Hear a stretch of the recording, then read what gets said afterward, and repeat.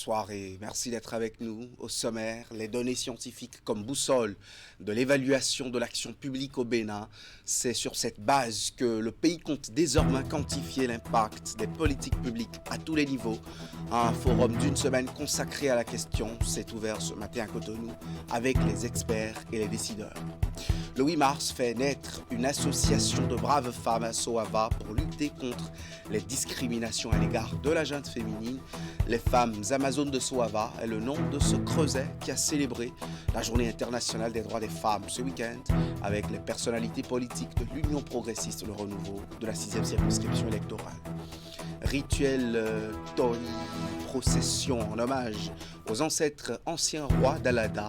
L'initiative du souverain Kwadegbe au trône a mobilisé les descendants de ces familles royales et tous les enfants d'Adjaoutor ce week-end. Les travaux du forum de promotion, d'évaluation d'impact ont démarré ce matin à Cotonou. Ils rassemblent partenaires et décideurs. Les parties prenantes réfléchissent ensemble à l'institutionnalisation de cet outil destiné à mesurer l'impact des actions et politiques publiques. C'est le ministre en charge du développement et de la coordination de l'action gouvernementale qui a ouvert les travaux de 5 jours. Compte rendu, Hugues Vignibé. Depuis plusieurs années en arrière, le Bénin a décidé d'institutionnaliser l'évaluation et d'en faire un outil d'appréciation de la bonne gouvernance. Le forum qui s'ouvre ici vient faire davantage la promotion de l'évaluation d'impact comme baromètre et approche en matière de prise de décision et d'action publique. Nous sommes réunis autour d'un sujet majeur, l'évaluation d'impact, dans un monde en constante évolution, où les défis économiques, sociaux et environnementaux sont de plus en plus complexes. Il est primordial d'adopter des outils permettant de mesurer l'efficacité et la pertinence de nos politiques, programmes et projets. L'évaluation d'impact n'est pas seulement une expérience technique, mais un véritable levier de transparence, de performance et d'amélioration continue. Ce forum est une occasion unique de partager expérience, bonnes pratiques et innovations dans le domaine de l'évaluation.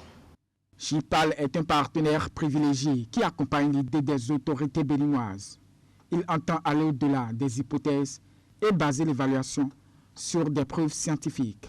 Aujourd'hui, nous saluons le leadership du gouvernement béninois qui a fait le choix d'adopter cette approche. Votre engagement envers des politiques fondées sur des preuves scientifiques représente non seulement une bonne gouvernance, mais aussi une reconnaissance de la dignité et du potentiel de chaque citoyen béninois. Ce forum, mesdames et messieurs, marque donc une étape charnière dans l'institutionnalisation de l'évaluation dans notre pays. Il nous incombe désormais de transformer nos réflexions en engagements concrets et nos engagements en actions mesurables. C'est donc ensemble que nous aurons l'opportunité d'ouvrir de nouveaux chapitres de gouvernance dans notre pays après avoir consacré donc cette évaluation, cette approche évaluative dans nos pratiques de gouvernance.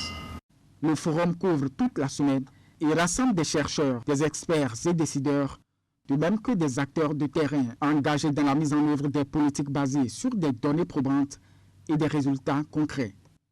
Pour toutes les femmes et les filles, droit, égalité et autonomisation, c'est bien le thème autour duquel les femmes du bloc républicain de la 16e circonscription électorale ont célébré la journée internationale des droits des femmes à Cotonou ce week-end.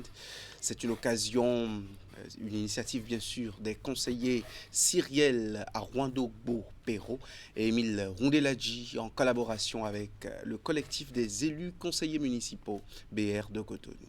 Voici le point de Jean Tonico présenté par Julie Jo.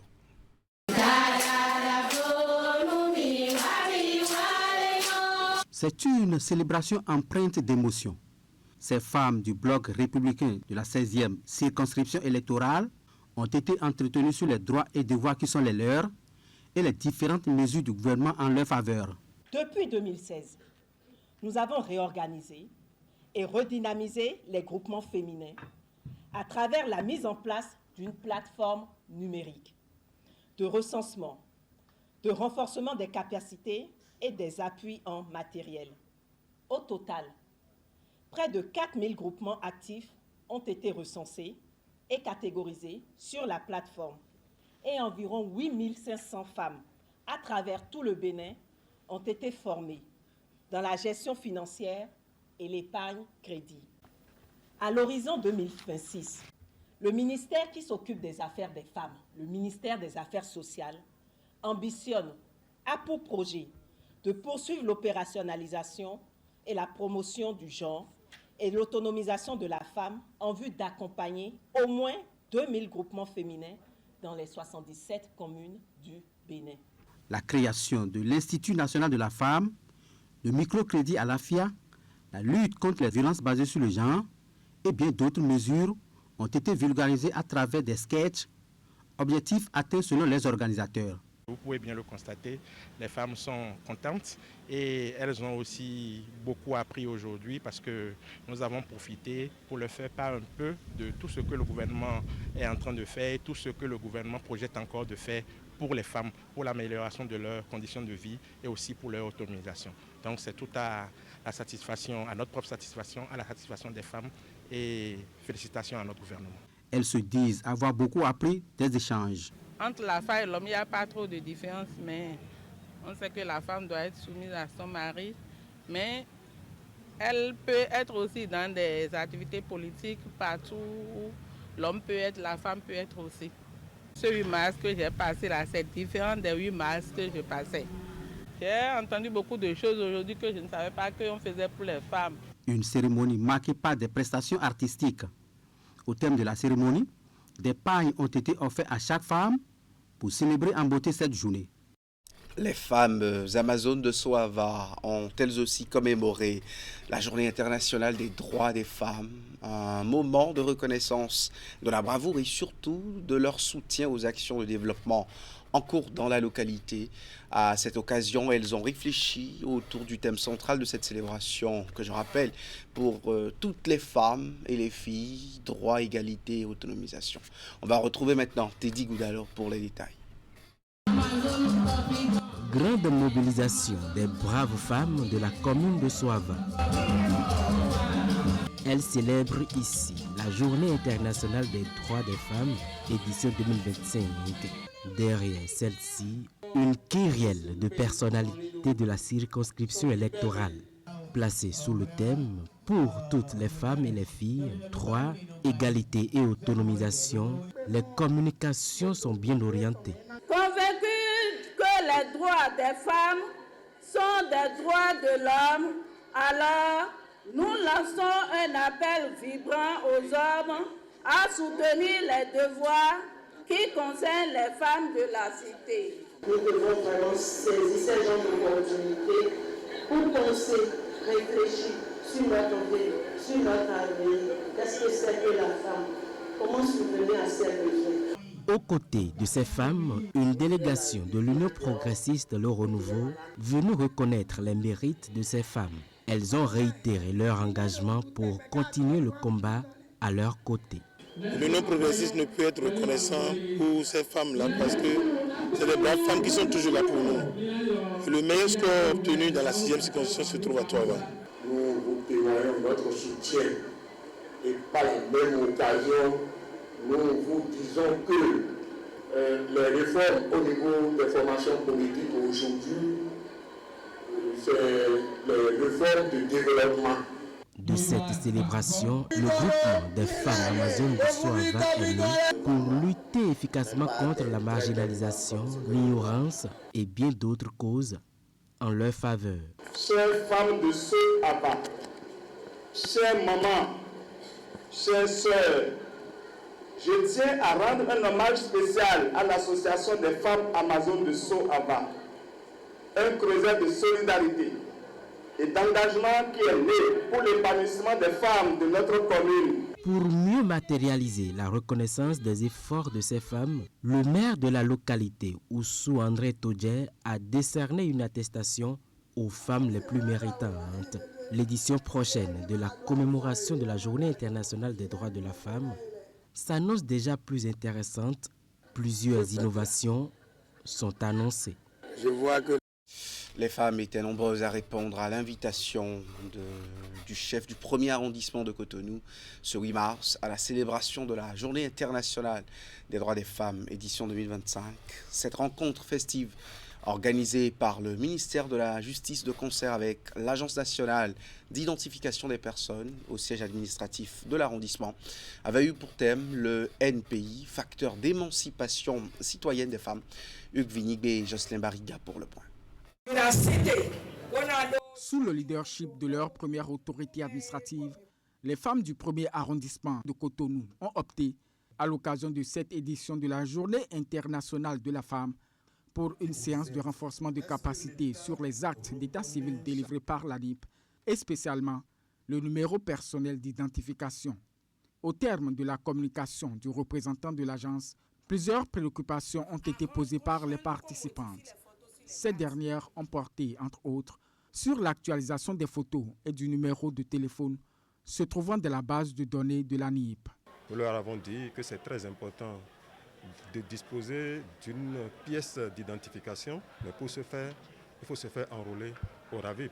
Parce qu'au Bénin, les tests ont consacré que la personne physique est identifiée suivant trois critères, les données nominatives et personnelles, les données biométriques et le numéro personnel d'identification. Mais pour bénéficier du numéro personnel d'identification, il faut forcément passer par le RAVIP.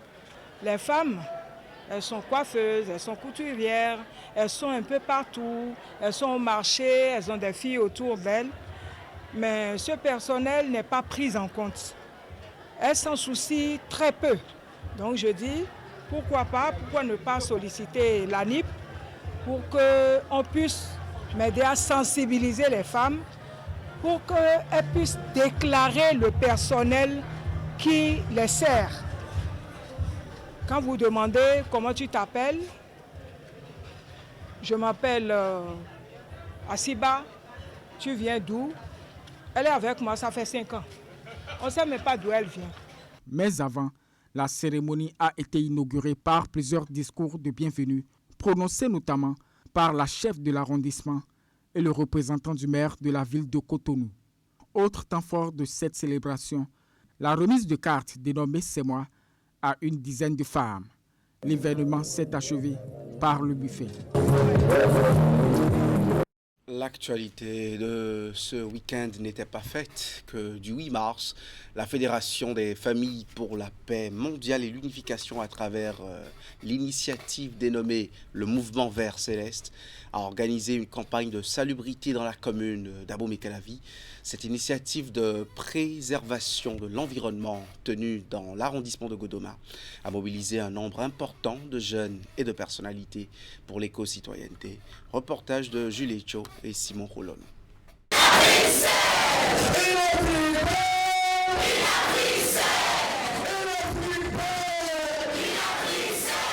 Par ce slogan « Ensemble pour une Afrique belle et saine », la jeunesse du mouvement Vert Céleste a investi les rues de l'arrondissement de Cotonou pour une campagne de salubrité.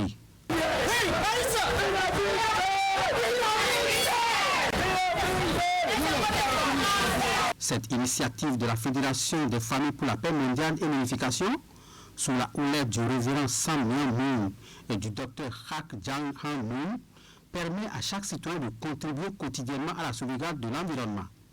Cette action du mouvement Vert Céleste d'impacter positivement la commune d'Abomey-Calavi a été saluée par la première autorité de la ville. Ce que nous faisons doit d'abord prendre sa source dans la paix. Quand on n'a pas la paix, qu'est-ce qu'on peut faire? Mais rien. S'il n'y a pas la paix au niveau de la commune que je dirige, est-ce que je peux évoluer? Je peux avancer? Je ne saurais rien faire. Si dans ma famille je n'ai pas la paix, est-ce que je peux venir exercer le pouvoir qui m'a été confié? Non. Donc la paix et la paix. Soyez et demeurez des agents de paix dans vos familles respectives. Dans le mouvement Vert Céleste, ce qu'on peut comprendre, on veut rendre notre environnement vert, propre. Cette initiative vient du révérend Son Moon et son épouse Hak Jahan Moon. C'est eux qui ont fondé notre organisation, la Fédération des familles pour la paix mondiale et l'unification. Le but pour lequel nous le faisons, comme le dit le mouvement Vers Céleste, nous ramène au Créateur, le Parent Céleste. Démarré depuis le 1er septembre 2023, plus de 6 000 personnes de plus de 14 nations ont pris part à cette protection de la nature. Ce mouvement, qui a déjà touché plus de 50 nations, va s'étendre progressivement dans toutes les autres communes du Bénin. Dans le secteur de la décentralisation, la troisième phase du programme FADEC, Fonds d'appui au développement des communes, est désormais une réalité. Elle a été officiellement lancée en début de week-end à Lokossa et c'est à la faveur de la première session ordinaire au titre de cette année 2025 du comité d'orientation de ce fonds. On va faire le point de la cérémonie d'ouverture avec Narcisse Alessé et Florent Do. L'attente des collectivités locales n'aura duré que 4 mois. Du 17 octobre 2024, date de la signature du protocole d'accord de financement pour la mise en œuvre de la troisième phase du Fonds d'appui au développement des communes, au 7 mars 2025. Et la phase 3 du FADEC pousse son premier cri ici, dans les locaux de la préfecture de Lokossa. Cette troisième phase, il faut le rappeler, s'étend sur la période 2024 à 2028, permettra essentiellement d'améliorer l'accès inclusif des communautés à des services sociaux de base grâce à un mécanisme efficace de transfert de ressources aux communes et à la valorisation des potentialités économiques locales. Ainsi, les communes vont pouvoir utiliser ces ressources pour réaliser des investissements pertinents au profit de leur population. Des ressources mobilisées grâce à l'appui de la coopération suisse, dont le porte-voix révèle le contenu. À travers ce programme, la Suisse contribue aux dotations non affectées du FADEC à hauteur de 7 millions de francs suisses sur la période des 4 ans, soit environ 4 milliards 800 millions de francs CFA. Plus de 5 milliards de francs CFA pour appuyer la mise en œuvre de la politique nationale de décentralisation et de déconcentration au Bénin. L'exercice sera fait par un comité d'orientation stratégique installé au cours de cette première session ordinaire au titre de l'année 2025. À ce titre, il est chargé, ce comité, de veiller à l'orientation globale du programme, d'apprécier l'état d'avancement du programme, de contribuer à la mise en place du mécanisme de gestion de la synergie et de la complémentarité entre les acteurs. Les hommes et femmes qui composent ce comité auront aussi à contribuer au suivi et à la capitalisation des acquis du programme, à en valider les rapports d'activité et à formuler des recommandations pour une bonne gestion du dit programme. On finit en culture. Le souverain d'Alada et ses sujets ont rendu hommage aux anciens rois de la cité ce week-end. La cérémonie s'est voulue grandiose avec d'importants actes cultuels dont le rituel Toyi. Plusieurs ressortissants du royaume et descendants de ces têtes couronnées y ont afflué. Des invocations ont été également faites aux ancêtres pour la paix et la quiétude au Bénin. Asiongbon Kanye, Asiongbon, Rachidi Soubero. Dans la cité des Adjamto, l'heure est aux hommages aux anciens rois qui y avaient régné. Après une procession au cours de laquelle l'actuel empereur Podegbe Lamanfan Toïdjigla est porté sur son hamac par ses sujets, tout le monde se retrouve ici à Sinutin, le site des anciens rois, pour la cérémonie de Toyi. Chaque lignée des têtes couronnées s'investit pour faire des offrandes à son aïeul, faire des libations et immoler en son honneur. En immolant 7 bœufs, au total 15 en guise de libation et d'offrande, nous honorons nos ancêtres et perpétuons un rituel sacré, symbole de notre attachement aux valeurs traditionnelles qui définissent notre essence. Mais honorer le passé ne suffit pas et il faudra donc œuvrer à la pérennisation des us et coutumes des fils et filles d'Alada. Entre autres, leurs rites, croyances et spiritualités africaines qui sont le socle de leur identité, comme le font ces jeunes filles vierges de la royauté qui sont allées prendre de l'eau à la rivière pour la cérémonie de Toyi. Moment solennel, l'empereur invoque ses prédécesseurs et les invite à accepter les sacrifices.